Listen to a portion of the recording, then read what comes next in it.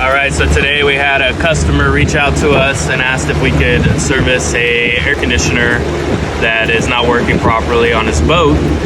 His boat's parked out in the water, so we actually had to jump on a smaller boat to make our way out there. It's a 70-foot long party boat. It's got an AC similar to what most people have on their homes. So we're almost there. We're gonna go check it out and see what's going on. So this is about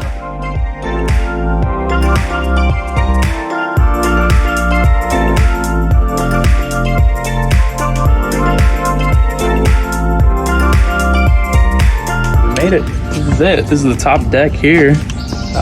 Air conditioner is actually right over this way. You can see it. All right, well, we didn't get to show you the troubleshooting process, but this was actually a quick, easy fix. We have this up and running in about 5 minutes.